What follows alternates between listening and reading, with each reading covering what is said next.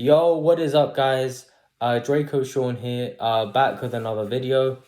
So, firstly, I do want to apologize because I did promise between my last video and this video that I was gonna do a video talking about the matchups happening in Onigashima. So that never happened. I've been quite busy, and I'm also very sorry that this video's come out so late. Because the chapter came out on Sunday, and I should have done it by Monday, but I had a lot going on yesterday. But anyway, we're here now. So let's get straight into this chapter. So it's One Piece 1000, One Piece chapter 1022. The stars take the stage. I think this has a double meaning on it as well, because the stars, as it's referring to Zoro and Sanji, but also because King and Queen are referred to as the All Stars. This is a kind of like a double meaning in a sense. So yeah, that's another thing. That's another little thing to note. But anyway, let's talk about this chapter from start to finish. So the first part of the chapter is pretty much Oda just giving a summary of how the Beast Pirates had 30,000 and we had 5,400.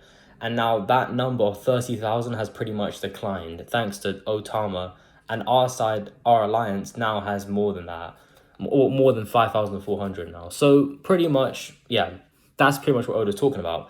The biggest thing from that first part, obviously, is Oda highlighting the Toby Ropo.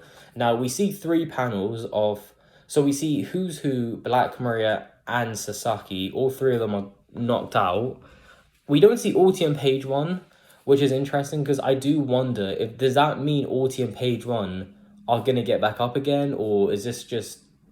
Oda didn't want to show them because they were already defeated a couple chapters ago, and these three characters, Who's Who, Black Mirror, and Sasaki, were recently defeated. But yeah, I don't know. As my viewpoint on it, I'm not a fan of it. I think the Toby Ropo have been hyped up to be quite powerful, and I think this is something I wanted to talk about as well, because I'll mention it briefly right now, but I just didn't think it made sense for... I mean, for Who's Who to lose against Jinbei, that's understandable, because Jinbei is fairly powerful. We know how strong Jinbei is. Jinbei is very powerful. We know he fought against Ace for I think for a couple days. We know he had enough force to push Big Mom off the ship. Jinbei is fairly powerful. We know. So I'm not surprised Who's Who lost to Jinbei, but I was expecting a bit more from Who's Who. And I didn't like the idea of Frankie losing, Sasaki losing to Frankie in a 1-on-1 fight, because Sasaki was hyped up to be quite powerful as well, because it's specifically stated when they were showing the Toby Ropo that out of the Toby Ropo, the two people who wanted to get the rank of All-Star were Sasaki and Who's Who. So I found it very weird that Sasaki wouldn't be given that same level of hype as Who's Who. So that was weird. As for Black Maria, I don't know. The Robin Black Maria fight was cool, but I don't know how I feel about Black Maria just losing. So, this is the thing you have to ask yourself as well, is, has Oda made the Toby Ropo look bad on purpose just to make the Straw Hats look good? Is this just Enies Lobby 2.0? Because, in my opinion, it doesn't work in this scenario. To me, it doesn't work. And I think, honestly, out of the Toby Ropo, I think the only one that's been handled correctly, has been Ulti. I think Ulti has been amazing. We know she did a really good job against Luffy. And even when Nami actually beat her, Nami didn't actually, in a sense, beat her, because it was Zeus who did it. Because, in a sense, Nami was no match for Ulti. Which, in my case, some of the lower tier Straw Hats, I just don't think it makes sense for any of the lower tier Straw Hats to have a chance against the Toby Ropo. I'm hoping they get back up. I'm really hoping, because I was expecting them to do a bit more than I thought. So hopefully they get up, but we'll see what happens. So then we go into the next part. So it's mentioning that only 15 minutes remain till it reaches the Flower Capital. This to me it's going to be a countdown. This reminds me so much of some Dragon Ball Z, when on the Frieza and the Namek thing and the 5 minutes and all that stuff, and it lasts for I don't know how many episodes, 20 episodes at least, my god. But yeah, this reminds me of that. But yeah, this was just a little thing to note. But yeah, we it's so funny because we're so focused on the fight, we forget that Onigashima is flying. thanks to Kaido's abilities. We keep forgetting that sometimes, but yeah. So that's I guess a cool thing to know. Nothing too spectacular, but whatever.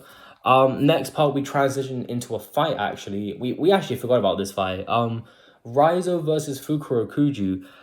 It's a fight that not many people care about. I don't really personally care about it. I think to me, Oda should have focused a lot more on Fukuro Kuju in the Odin flashback to make this fight of Raizo versus Fukuro Kuju have a bit more meaning to it, because he didn't really focus on Fukuro Kuju in the flashback, and that's why this fight to me has no meaning in my opinion, because it wasn't like it's a fight we predicted, because we know that Fukuro Kuju Raizo was referred to as Fukuro Kuju's rival.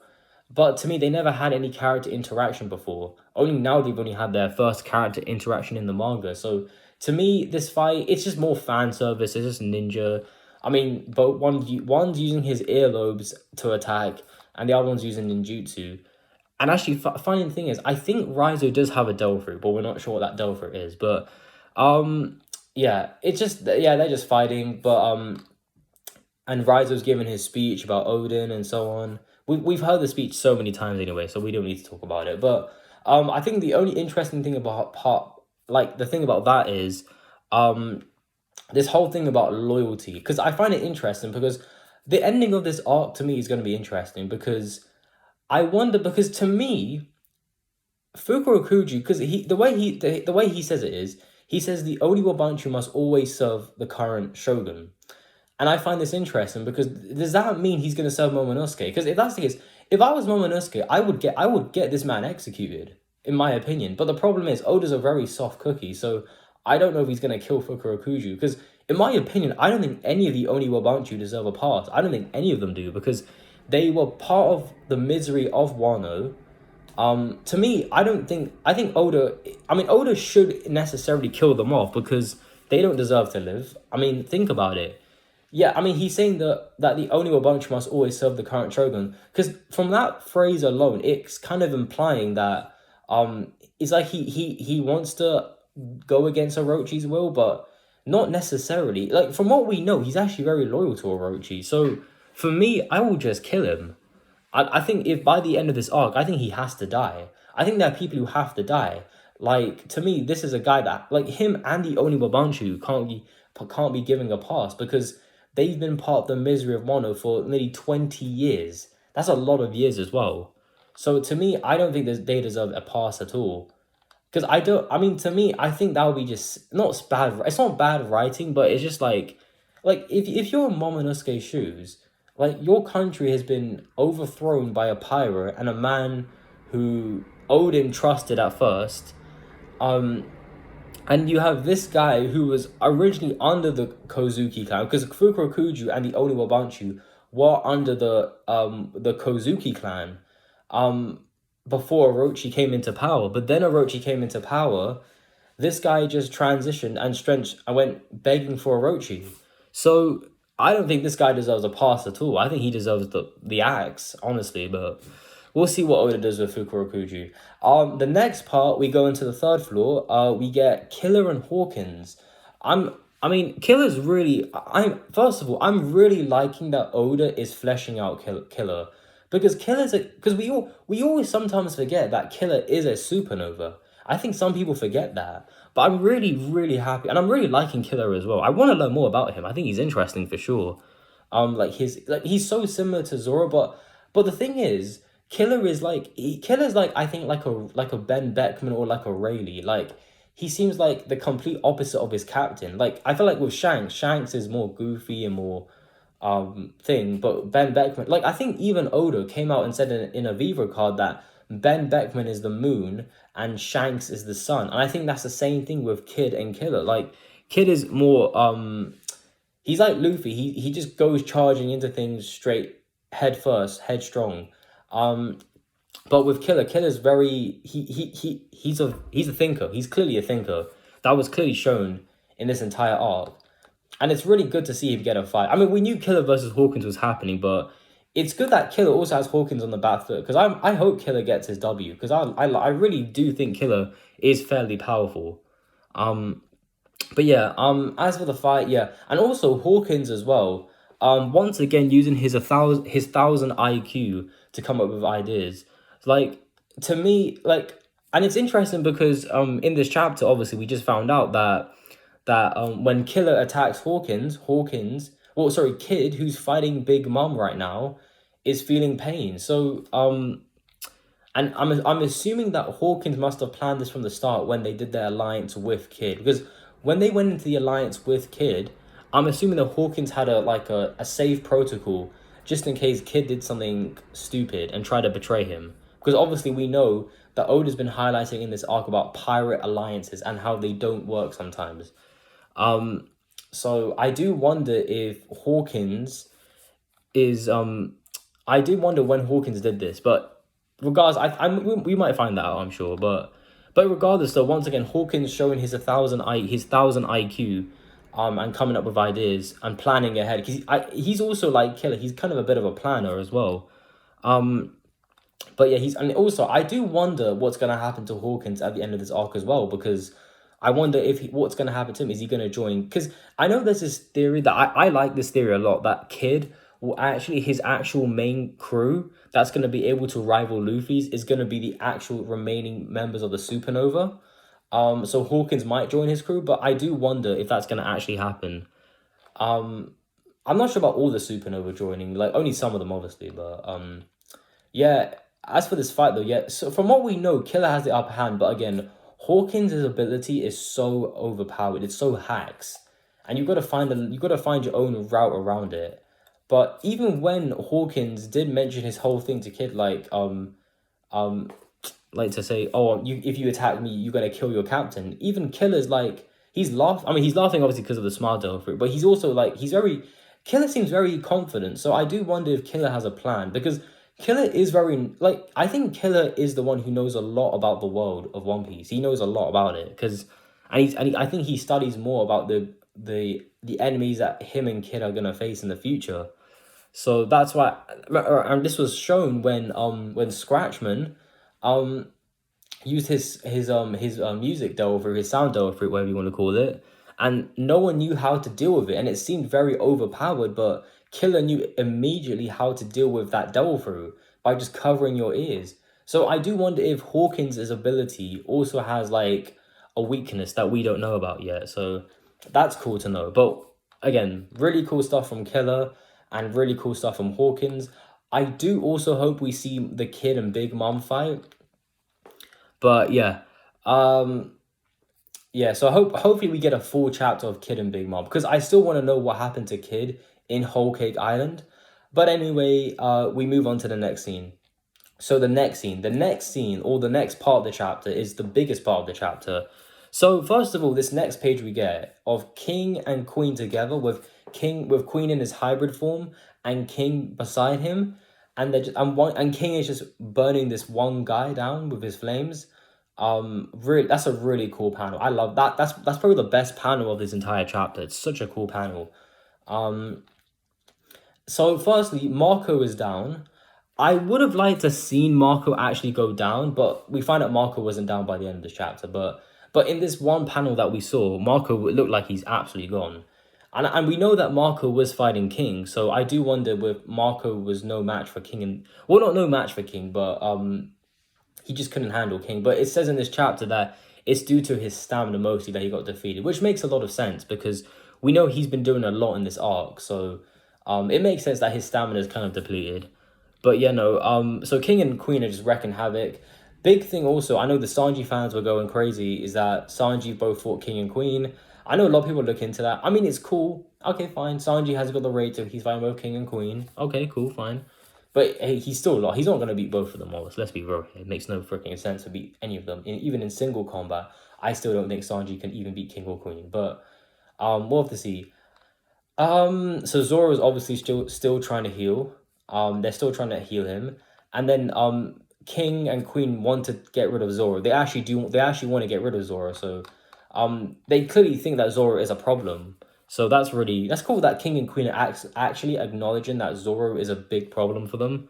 So they're actually trying to get rid of him. And then we cut to another scene of Pero Spero, which That's another guy we've forgotten about as well. So Paris Barrow is trying to get Sanji, and he's trying to mention the whole pudding thing to him. But out of nowhere, our boy Nekomamushi comes, and he says, I'm here to avenge Pedro, and I'm just like, oh my god. I feel so bad for Paris Barrett. I mean, I'm really enjoying Paris Barrett in this arc. I think he's been amazing. I think out of the Big Mom Pirates, he's definitely my second favorite already, behind Katakuri, obviously. I think he's by far one of my favorite. I'm really liking Paris Barrow.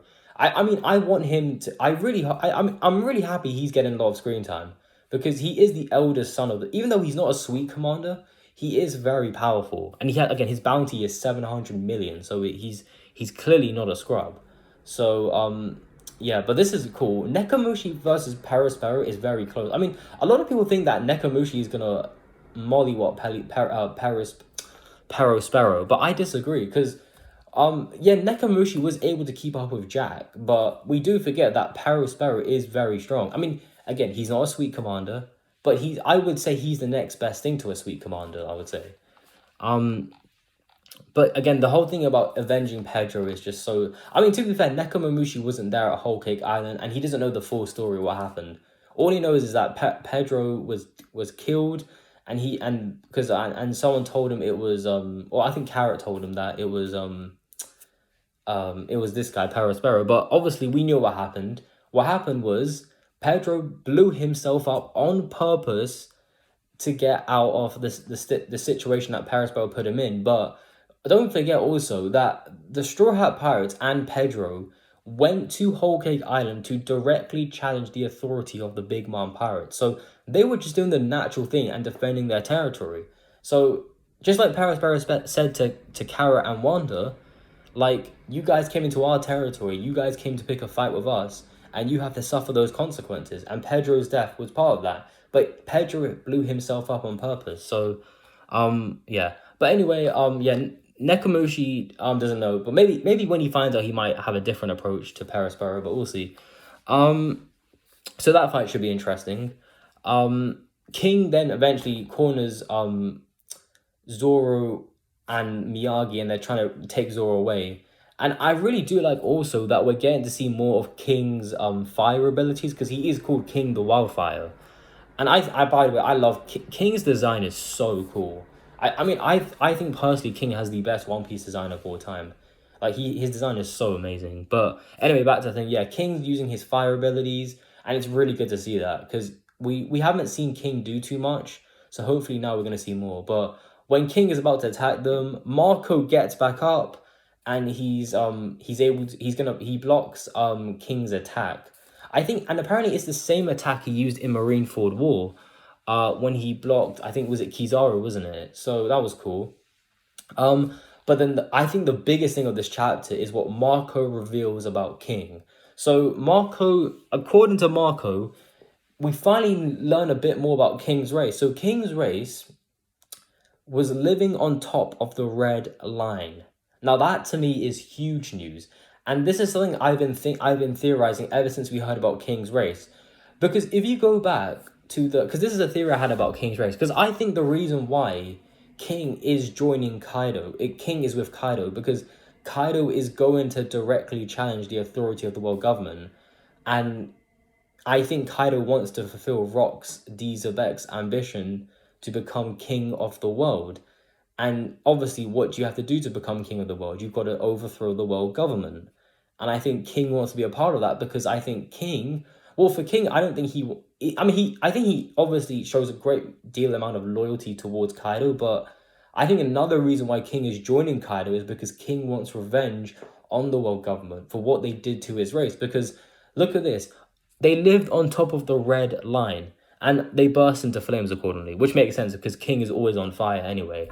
But yeah, this is so interesting, because who lives on top of the red line? The world government. And to me, I think it's obvious the way Big Mom even phrased it to King. It sounded like as if King's race was exterminated. It's not as if they were just, because Big Mom says they were like lost over time. That to me screams. And when we're using the word time, I think of Void Century. I'm thinking O'Hara. I'm thinking all of these things. And what happened to those things? They were all exterminated. The Void Century, we don't know anything about it. We don't know what happened during that period. O'Hara was destroyed and only Robin survived. Same thing with the whole thing with laws in Flemant. Was it Flemant when the white disease and all that stuff, and they were all exterminated. And I think those people are always going to be a threat. Same thing with King's Race. Now, is King's Race special, unique? That do they have another property that we don't know about? Because again, this is interesting because I do wonder if this adds to why King is joining Kaido. That King wants revenge on the world government. So and I wonder when his race was exterminated. Was this when he was a child?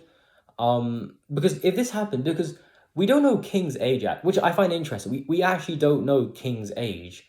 I'm going to assume that King is in his 40s, probably like Marco. Like he's not the oldest, but he's quite old, I would say. So this might have happened around maybe 40 something years ago. So just around like that Rocks era, I guess. But living on top of the Red Line, what were they doing? Were they protecting the because people were saying they're protecting the celestial dragons? Were they I don't know, what were they doing? So it's really fascinating to know, like, what were King's Race up to? So I think to me this will probably have to talk about this in another video, but this is just my headcanon that King is joining Kaido because King wants revenge on the world government and Kaido's goals align with his goals. Now, yeah, so that's just one part. But then next part. So obviously King and Queen have had enough of Marco. You can clearly tell.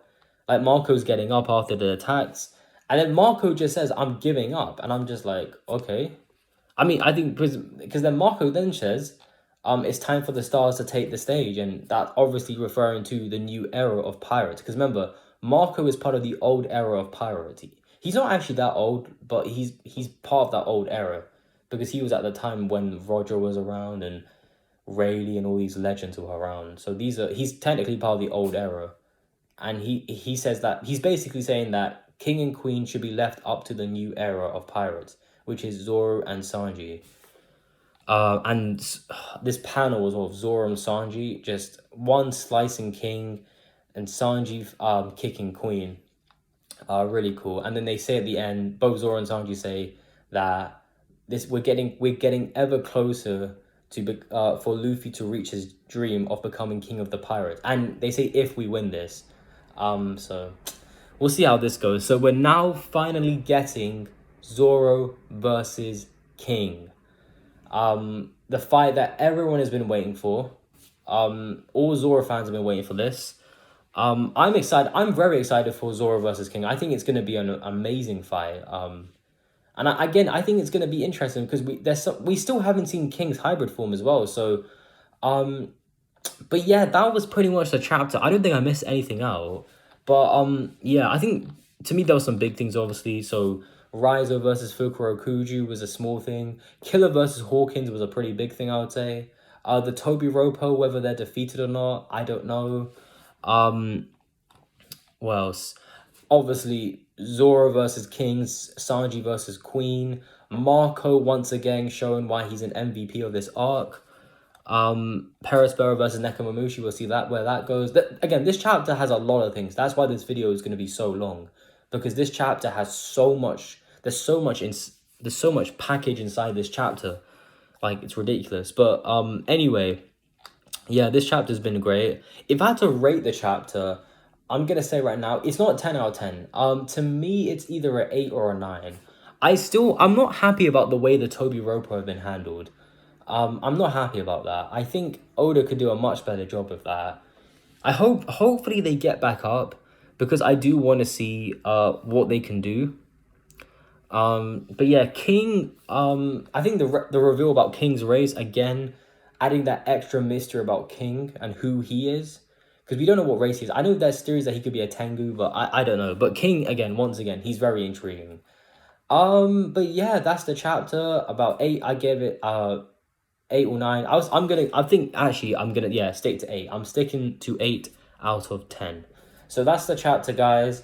Like, comment, and subscribe. I apologize for being late, but we're here now. Yeah, this is Draco Sean. Peace out. Have a good day.